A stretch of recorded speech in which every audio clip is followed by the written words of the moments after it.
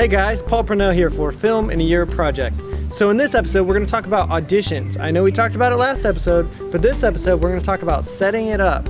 I also have a special treat. My wife is going to tell you a lot of information about how we did it and why we chose to do it that way. Also, at the end of this episode, we're going to give you 5 tips that every director wants you to know when you're auditioning. So here's Allie. Hello, Allie here. So, what we did for auditions was this. We set up a Google form on our website where actors can go in and post their nice little video link that they've created on YouTube, and then we can view all of their videos for every part in a Google response sheet and on the back end.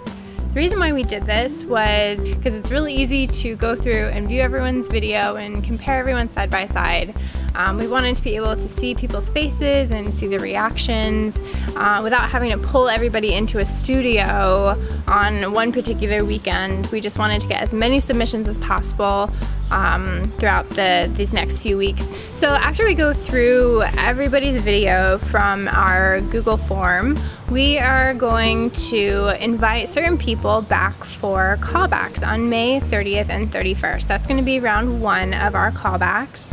And this is pretty much where we're going to have people come in just one-on-one with us in front of the camera, and we're going to see how they respond to the camera, how they work with us, and pretty much just getting a feel for who they are.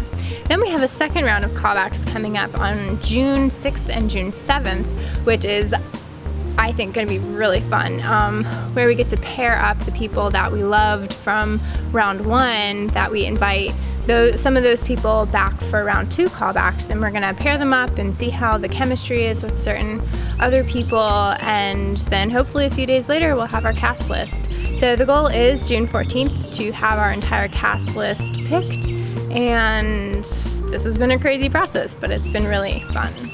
So now Paula is going to tell you about the more professional side of doing casting. Hey guys, so that was pretty cool, right? Thanks, Allie. So there's also some more professional, not self-hosted solutions and not using spreadsheets, but those are all great solutions. Some of those solutions, that's a lot of solutions, are Star Now is a good one, as well as 1-800-CASTING, and I'm sure there's others, but these are the ones mainly that I've submitted to. So the difference between kind of what we did and how they do it is they're very self-contained. They don't want you to send links out or send people to other websites, because they have their own video hosting service. They have their own kind of index of all of their people that are a part of their network, and it's a very large network. It works very differently. You submit a project, and then once you've submitted it, they approve it if it meets all their requirements. And a big one that kind of slowed us down was I had a lot of links linking back to our website, so I had to go back and fix all that, and then I had to manually input each character for a role. So if you had 1 million characters, this would probably be a very tedious process.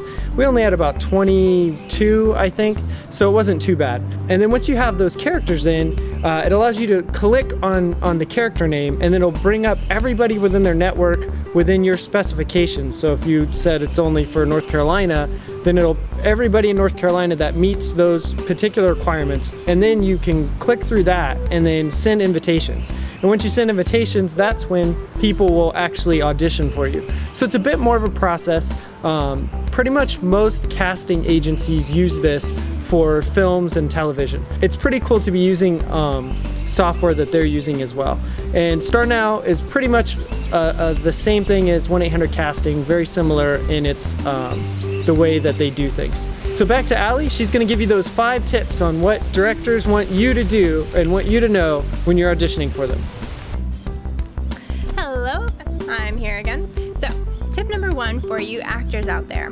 One of the things that directors really want to see and what they care about is the personality of your character. So don't worry about the words so much as worrying about the motive and the intention of your character. Especially when you're doing a live audition, don't let those fluster you. Just get it right. Tip number 2. So I know I said don't worry about the words, but the next tip is get it right the first time. Directors don't want you to come in and have to do take after take after take. They want to get you in and get you out, and they want to know that you are a prepared actor, not somebody who needs lots of time and lots of coaching. So get it right. Tip number 3, know where to look. So when you're watching a TV show, the characters are not looking into the camera the entire time. In fact, they're not looking into the camera most of the time. Now, except in an instance like this where it's an interview style or you're trying to talk directly to your audience, you need to look at the camera the whole time. But if you're auditioning for a film, for a character, for a narrative, you probably don't need to be looking at the camera most of the time. So look away a little, look up, look down, look to the side, but don't look at that camera. Tip number 4, keep the moment going. So just because someone has said cut or just because the scene is over does not mean that you need to come out of character. It's so important, and it says so much about you as an actor whenever you can keep that moment going and keep that emotion and keep that momentum, because it shows that you're committed and that you're really in the role. So don't be afraid to keep that moment going even when the scene is over. And tip number 5, you are a person before you are an actor. So if you're an amazing actor and you just get everything down pat, but you aren't fun to work with, I'm sorry, but we don't want to work with you. So make sure that you've got a good attitude along with being a good actor. And that's what I've got for you. Hope these were helpful, and make sure you audition for our film, www.filminayear.com/auditions. And now we're going to welcome back Paul Parnell, my wonderful husband, to show us how it's done. Agent Johns, scene 13. Over here. Damn it, they're gone. Look around for some evidence. Find out what we're looking for.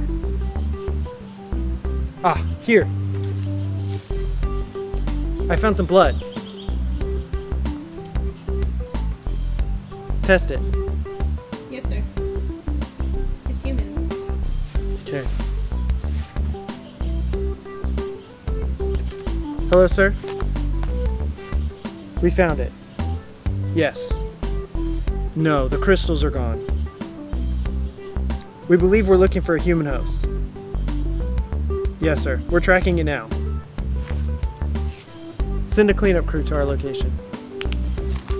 So to keep this episode from running really long, I'm only going to do one scene, but obviously Agent Johns has 3, so if you're auditioning Agent John, make sure you do all 3.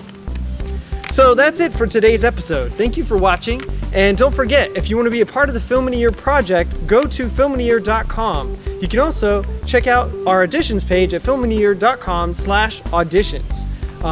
Also, in other news, we have set up a lot of our social media stuff, and that includes Twitter, twitter.com/filminayear.